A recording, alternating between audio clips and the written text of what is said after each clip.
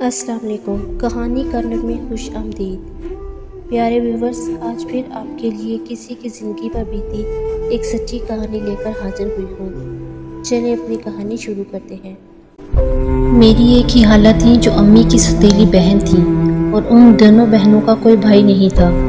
والد صاحب امی کو میکے والوں سے ملنے نہ دیتے تھے۔ جب تک نانا زندہ رہے میری ماں کا تھوڑا بہت تعلق میکے والوں سے رہا، اس کے بعد بالکل ختم ہو گیا۔ جب خالہ عظمت کی شادی ہوئی، سال بعد ہماری نانی بھی انتقال کر گئیں۔ اب خالہ کا بھی سوائے امی کے اور کوئی رشتہ نہیں رہا۔ وہ امی سے بہت محبت کرتی تھیں، مگر ابا جان کی سخت مزاجی کی وجہ سے دونوں بہنوں کا ایک دوسرے کے گھر آنا جانا نہیں تھا۔ خالو سرفراز بہت اچھے آدمی تھے۔ وہ خالہ عظمت سے بہت محبت کرتے تھے۔ ان کا اپنا کاروبار تھا، گھر میں کسی شے کی کمی نہیں تھی۔ خالہ بہت خوش و خرم زندگی بسر کر رہی تھیں۔ شادی کے 4 سال بعد وہ 2 بچیوں کی ماں بن گئیں۔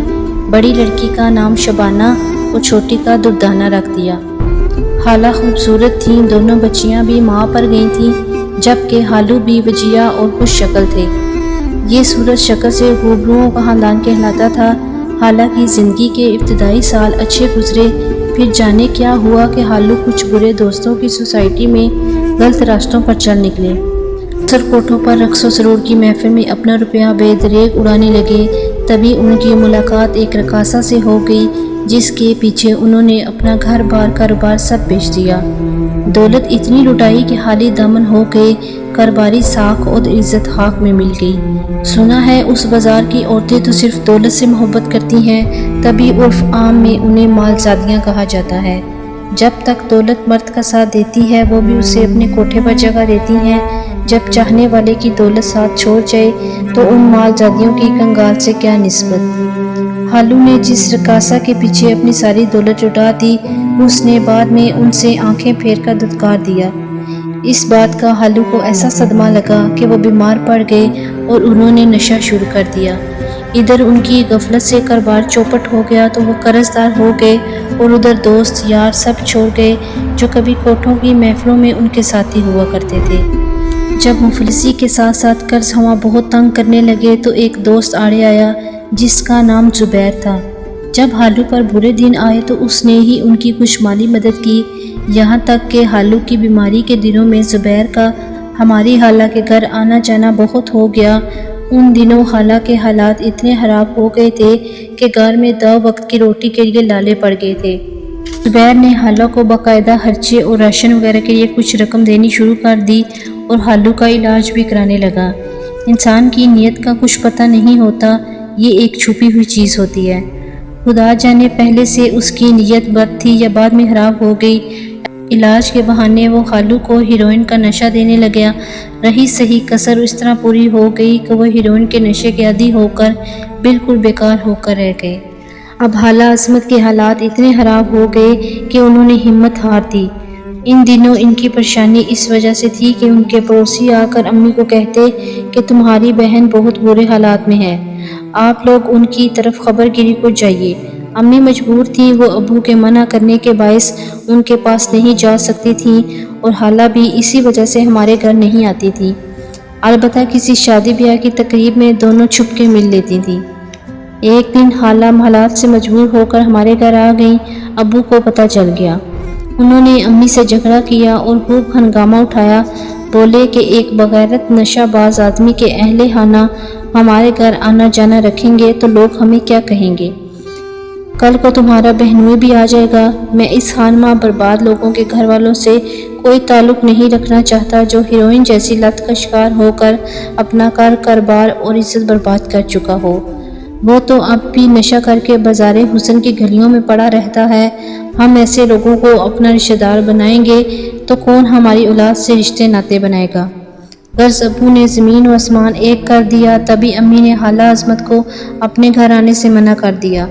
اس دن کے بعد وہ دوبارہ نہیں آئی اور نہ ہی ابو جان کے ڈر سے ہم نے ان سے رابطہ کیا۔ زبیر نے خالہ جان کی مجبوریوں سے اس طرح فائدہ اٹھایا کہ مالی مدد کر کے وہ ان کے گھر کا فرد اور ان کا ہمدرد بن گیا۔ وہ اسے اپنا محسن سمجھ کر اس پر اعتبار کرنے لگیں۔ ان دنوں شیانہ کی عمر 16 اور دردانہ کی عمر 14 برس تھی۔ ان کی ماں چار جانب سے دکھوں کے سیلاب میں گر چکی تھی، جوان لڑکیوں کا بوجھ اور شوہر کی یہ حالت، جبکہ ذریعہ آمدنی کوئی نہیں تھا۔ خالہ نے مکمل طور پر زبیر کو ایک اچھا انسان سمجھتے ہوئے اس پر اعتبار کر لیا۔ 2 سال بعد نشے کی زیادتی کی وجہ سے خالو کا انتقال نہایت قسم پرسی کی حالت میں ہو گیا۔ زبیر ہی ان کو نشہ مہیا کرتا تھا، ان کی تجہیز و تکفین بھی اسی نے کی۔ اب وہ ٹوٹا پھوٹا آسرا بھی نہ رہا۔ زبیر نے خالہ سے کہا، تمہارا شوہر زندہ تھا تو لوگوں کے منہ بند تھے، اب وہ نہیں رہا تو محلے والے میرا تمہارے گھر آنا برداشت نہیں کریں گے، بہتر ہے کہ تم مجھ سے نکاح کر لو اور میرے گھر چل کر رہو۔ خالہ بیچاری عجیب مشکل میں گرفتار تھیں۔ اب تک اس شخص کا اچھا سلوک ان کے سامنے ایک مثال تھا، وہ ایک ہمدرد انسان اور ان کے مرحوم شوہر کا باوفا دوست ثابت ہوا تھا۔ مصیبت کے دنوں میں ان کا ساتھ دے رہا تھا، مگر انہیں زمانے کا خوف بھی تھا۔ انہوں نے کہا کہ میری لڑکیاں جوان اور شادی کے قابل ہیں، اس عمر میں جبکہ ان کی شادی کے دن ہیں، اگر میں نکاح کر لوں گی تو لوگ کیا کہیں گے؟ میری بیٹیاں کیا سوچیں گی کہ ماں ہمیں دلہن بنانے کی بجائے خود دلہن بن گئی؟ جب تک تم خود کسی مرد کا تحفظ حاصل نہیں کرو گی، تمہاری بیٹیوں کی شادیاں اچھے گھروں میں نہیں ہو سکتی۔ زمانہ بہت خراب ہے، تنہا عورت کس طرح ان فرائض سے بغیر سہارے عہدہ برآں ہو سکتی ہے؟ ذرا ٹھنڈے دل سے سوچو، میں کب تک تمہاری مدد کرتا رہوں گا؟ اس طرح سمجھا بجھا کر زبیر نے ان کو شیشے میں اتار لیا اور بقول خالہ جھوٹا سچا نکاح بھی کر لیا۔ نکاح سے پہلے خالہ نے کسی طرح امی سے ملاقات کی کوشش کی تھی، مگر ابو کے ڈر سے میری ماں ان سے ملنے نہ گئی۔ کہلوا دیا کہ نکاح کر لو، اچھی بات ہے، نکاح کرنا کوئی گناہ نہیں، اس میں ڈرنے کی کیا بات ہے؟ اس طرح ان بیچاری نے کوئی راہ نہ پا کر زبیر سے نکاح کر لیا۔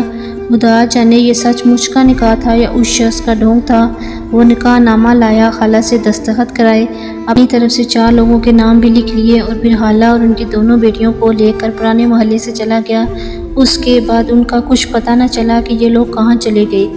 پہلے تو ان کے محلے کی کوئی عورت مل جاتی تو ان کے بارے میں حالات اس کی زبانی معلوم ہو جاتے تھے، یا امی کسی جاننے والی کو خالہ کے محلے بیچ کر ان کے حالات پتہ کروا لیا کرتی تھی۔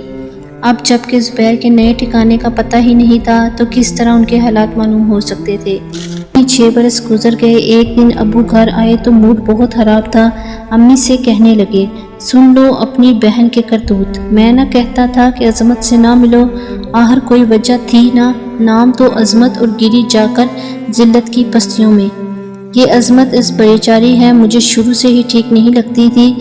ہوا کیا ہے؟ امی نے پوچھا۔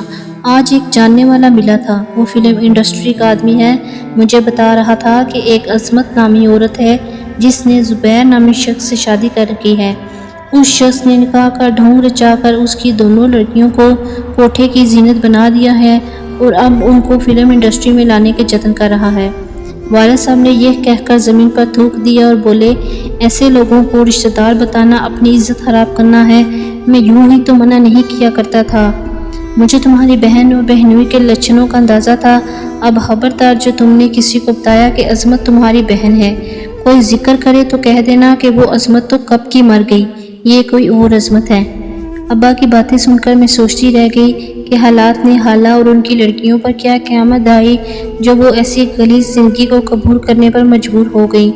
یقیناً ان سب کی شرافت کا قاتل وہ بدمعاش زبیر تھا جس نے ایک لمبی منصوبہ بندی کر کے میری خالہ اور ان کی بیٹیوں کو دلدل میں گرا دیا۔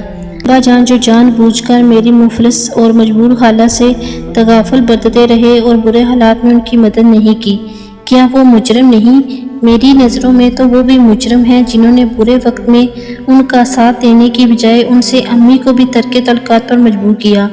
انہوں نے بے شک قطع رحمی سے کام لیا اور آج والدہ اپنی بہن اور بھانجیوں کو اپنی رشتہ دار بتانے سے بھی خوف زدہ ہیں۔ ابا جیسے لوگ دوسروں کو مجرم ٹھہرانے سے پہلے خود اپنے گریبان میں جھانک لیا کریں۔